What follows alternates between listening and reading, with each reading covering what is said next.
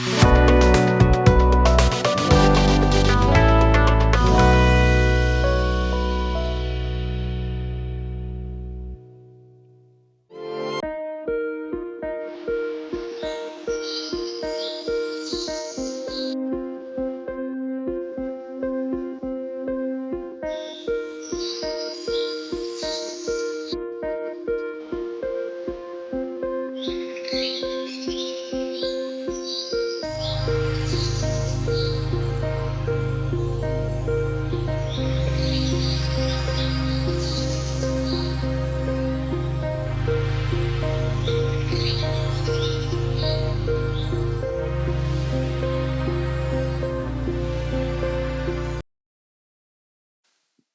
जीशु ख्रीष्ट अति बहुमूल्य नाम प्रभु दास भाव में संपर्क इंडिया द्वारा प्रस्तुत कार्यक्रम नुआ सकाल आशार मुझे स्वागत जनाए। प्रभु प्रत्येक को बाहुल्य रूपे आशीर्वाद करंतु।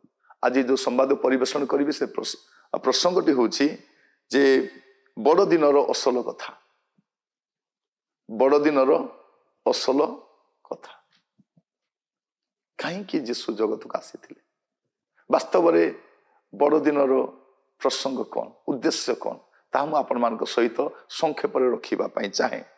आज संवाद अति गुरुत्वपूर्ण अटे। दयाक ध्यानस्थ शुणिबे एवं अन्य मान को शेयर करेंगे। एवरी तार 10 पर्व 7 पद लिखा जाउछि। सेतेले मु कहिली देखो शास्त्र मो विषय लिखा अछि। आपण आदि पुस्तक शेष पर्यंत देखिए शास्त्र मो विषय लिखा अछि। हे ईश्वर तुमर इच्छा साधन करने को मु आसी अछि। प्रभु जीशु कहीं जगत को आसी जे पितांकर इच्छा साधन करने पाए। पिता जहा इच्छा करुथिले जे मानव जातर उद्धार हो से प्रभु जीशु ख्रीष्ट जगत को आसी। यह हूँ बड़ दिन असल कथा। लूक 19 पर्व तार 10 पद ये कौन लिखा जाउछि? सुंदर विषय लिखा जाए। लूक 19 पर्व तार 10 पद कारण जहा हजी अच्छी ताहा खोजी रक्षा करने को मनुष्य पुत्र आसी अच्छा। बड़ दिन असल कथा कौन? जो लोक माने पापर हजी अबाट को चली जाइछंती से खोजी रक्षा करने मनुष्य पुत्र आसी अच्छा।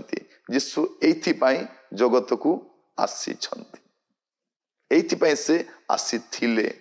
मार्क तार 10 पर्व देखिए तार 45 पद प्रभु जीशु ख्रीष्ट कहीं जगत को आसी लिखा जाउछि। कारण मनुष्य पुत्र मध्य सेवा पाइबा को आसी नाहांती मात्र सेवा करने को और अनेकों निमंते मुक्तिर मूल्य स्वरूपे प्राण देवा को आसी अच्छा। प्रभु जीशु कहीं आसते मुक्तिर मूल्य देवाई मानव जातिर मुक्तिर यहाँ हूँ असल कथा। लोक भावुं बड़ दिन माने गीत गाइबे, नाच करेंगे, कीर्तन करेंगे, चर्च को सजाइबे, लिचु माल सजाइबे, पिठापଣା करेंगे, बिरियानी खाइबे, नुआ पोशाक पिंधे। यहाँ बड़ दिन असल कथा कौन? प्रभु जीशु ख्रीष्ट मुक्तिर मूल्य स्वरूपे प्राण देवा आसी। प्रभु जीशु ख्रीष्ट कहीं आसी बड़ दिन वास्तव उद्देश्य कौन ता हमें बुझा दरकार। लोक मैंने भ्रमित होती, आमे भी से भ्रमित करुचु कारण आमे मजा मजलिस से माति जाऊँ कि बड़ दिन यही उत्सव मध्य बड़ दिन बड़ उद्देश्य दबिकी रही जाउछि। जौन 10 पर्व तार 10 पद चोर केवल चोरी बोध विनाश करने निमंते आसे से माने जेपरि जीवन पाती और प्रचुर भाव में पाती एथि निमंते मु आसी अछि। प्रभु जीशु ख्रीष्ट प्रचुर जीवन देवाकू आसी, प्रचुर जीवन देवाकू आसी। प्रभु जीशु ख्रीष्ट कहीं आसी तार असल कथा आउ लिखा जाउछि। कारण जहाँ लिखा अच्छी ता मु कहूँ नुआ कथा किसी कहूना जहाँ लिखा अच्छी। प्रथम जौन 3 पर्व तार 5 पद आ तु मैंने जान जे से पाप बही नहीं जीवा निमंते प्रकाशित हेले आउ ताहांकठारे पाप नहीं। जीशु कहीं प्रकाशित हेले से तो थिले कहीं प्रकाशित हेले पाप बही नहीं जीवा निमंते प्रकाशित हेले आउ ताहा केवल आपणकर मोर नुहे समुदाय मानव जातिर।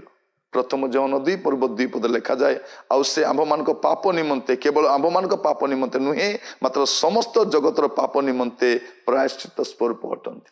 समुदाय जगतर पाप निमंते प्रायश्चित स्वरूप अटंती। प्रभु जीशु कहीं जगत को आसिले एवरी 10 पर्व तार 4-5 पद लिखा जाए मेष कि वृष कि छागर रक्त पाप हरण करे ना।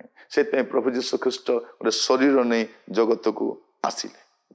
प्रभु जीशु कहीं आसिले ମାଥ୍ୟୁ ପୁସ୍ତକ ଲେଖାଯାଉଛି ଗୋଟେ ସୁନ୍ଦର ଭାବରେ। ମାଥ୍ୟୁ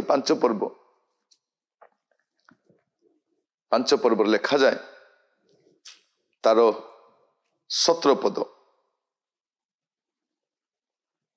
ମୁଁ ବ୍ୟବସ୍ଥା କି ଭାବବାଦୀଙ୍କ ଧର୍ମଶାସ୍ତ୍ର ଲୋପ କରିବାକୁ ଆସିଅଛି ଏପରି ଭାବ ନାହିଁ, ଲୋପ କରିବାକୁ ଆସି ନାହିଁ ବରଂ ସଫଳ କରିବାକୁ ଆସିଅଛି। କାରଣ ଭାବବାଣୀରେ ଯାହା ଯାହା ଲେଖା ହେଇଛି, ବାଇବଲରେ ଯାହା ଯାହା ଲେଖା ହେଇଛି, ଭାବବାଦୀ ମାନେ ଯାହା କହିଛନ୍ତି, ବ୍ୟବସ୍ଥାରେ ଯାହା ଲେଖା ହେଇଛି, ସେଇଟା ସଫଳ କରିବା ପାଇଁ। ଯଦି ଯୀଶୁ ଆସିବେ ନାହିଁ, ବ୍ୟବସ୍ଥାକୁ ଲୋକ ମିଥ୍ୟା ବୋଲି କହିବେ, ଭାବବାଦୀଙ୍କ କଥା ମିଥ୍ୟା ବୋଲି କହିବେ। ଯାହା କୁହାଯାଇଛି ସେଇଥିପାଇଁ ପ୍ରଭୁ ଯୀଶୁ ତା ସଫଳ କରିବାକୁ ଆସିଅଛନ୍ତି। ପ୍ରଭୁ ଯୀଶୁ ସେଇଥିପାଇଁ ଆସିଛନ୍ତି। ପ୍ରଭୁ ଯୀଶୁ କାହିଁକି ଆସିଛନ୍ତି ଆପଣ ଜାଣିଛନ୍ତି? ସମୁଦାୟ ମାନବ ଜାତିର ଗୋଟେ ଶତ୍ରୁ ଅଛି, ସେ ହେଉଛି ଶୈତାନ। ସେ ଶତ୍ରୁ ଆରମ୍ଭରୁ ସେ ଖେଳ କରିକି ଆସୁଛି। ଆଉ ଲେଖାଯାଏ ପ୍ରଥମ ଯୋହନ ତାର 3 ପର୍ବ 8 ପଦ, ଯେ ପାପ କରେ ସେ ଶୈତାନର ଜାତ, ଆଉ ଶୈତାନ ଆରମ୍ଭରୁ ପାପ କରି ଆସୁଅଛି।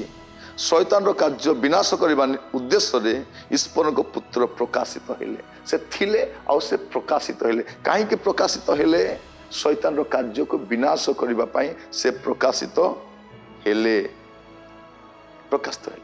ଏପରି ତାର 2 ପର୍ବ ଦେଖିବେ, ଯୀଶୁଙ୍କର ଆଗମନର ଉଦ୍ଦେଶ୍ୟ, ବଡ଼ଦିନର ବାସ୍ତବ ଉଦ୍ଦେଶ୍ୟ ଆପଣ ଦେଖିପାରିବେ। ଏପରି 2 ପର୍ବ ତାର 14 ପଦ ଲେଖାଯାଉଛି ଏଠି, କାରଣ ସନ୍ତାନ ମାନେ ରକ୍ତ ମାଂସର ସହଭାଗୀ ହୋଇଥିବାରୁ ସେ ମଧ୍ୟ ନିଜେ ସେହିପରି ସେଥିର ସହଭାଗୀ ହେଲେ, ଯେପରି ମୃତ୍ୟୁ ଦ୍ୱାରା ମୃତ୍ୟୁର ଅଧିକାରୀକୁ ଅର୍ଥାତ୍ ଶୈତାନକୁ ବିନାଶ କରନ୍ତି। ପ୍ରଭୁ ଯୀଶୁ ଖ୍ରୀଷ୍ଟ ଶୈତାନକୁ ବିନାଶ କରିବା ପାଇଁ, ଶୈତାନର କାର୍ଯ୍ୟକୁ ବିନାଶ କରିବା ପାଇଁ ପ୍ରକାଶିତ ହେଲେ। ଏହା ହେଉଛି ବଡ଼ଦିନର ବାସ୍ତବ ଉଦ୍ଦେଶ୍ୟ, ଏହା ହେଉଛି ଅସଲ କଥା। ସେଇଥିପାଇଁ ଯୀଶୁ ଆସିଥିଲେ। ପ୍ରାର୍ଥନା କରିବା। ଧନ୍ୟବାଦ ଦଉଛି ପ୍ରଭୁ, ଏଇଥରର ବଡ଼ଦିନ ପ୍ରଭୁ ଆମ ପାଇଁ କେବଳ ମଜା ମଜଲିସରେ ନ ରହୁ। ଚର୍ଚ୍ଚ ସଜାଇବା, ନିଜକୁ ସଜାଇବା, ଘର ସଜାଇବା, ପିଠାପଣା ନୁହେଁ ପ୍ରଭୁ। ଯୀଶୁ ଖ୍ରୀଷ୍ଟଙ୍କର ବାସ୍ତବ ଆଗମନର ଉଦ୍ଦେଶ୍ୟ ଯେପରି ଆମେ ଆମ ଜୀବନ ଦ୍ୱାରା, ଆମ ଶିକ୍ଷା ଦ୍ୱାରା ଅନ୍ୟମାନଙ୍କୁ ଆମେ ଜଣାଇ ପାରିବେ, ଏଥିପାଇଁ ସାହାଯ୍ୟ କର। ପ୍ରାର୍ଥନା ଶୁଣିଥିବାର ଧନ୍ୟବାଦ, ଯୀଶୁଙ୍କ ପ୍ରିୟ ନାମରେ ମାଗିଲି, ଆମେନ୍। ପ୍ରଭୁ ଆପଣମାନଙ୍କୁ ପ୍ରତ୍ୟେକ ଆଶୀର୍ବାଦ କରନ୍ତୁ। ଏଥରର ବଡ଼ଦିନ ଟିକେ ସ୍ୱତନ୍ତ୍ର ହଉ, ଭିନ୍ନ ହଉ, ଆଶୀର୍ବାଦ ଯୁକ୍ତ ହଉ ଆପଣଙ୍କ ପାଇଁ ଏବଂ ଅନ୍ୟମାନଙ୍କ ପାଇଁ। ପ୍ରଭୁ ଆପଣଙ୍କୁ ଆଶୀର୍ବାଦ କରନ୍ତୁ। ଧନ୍ୟବାଦ, ନମସ୍କାର।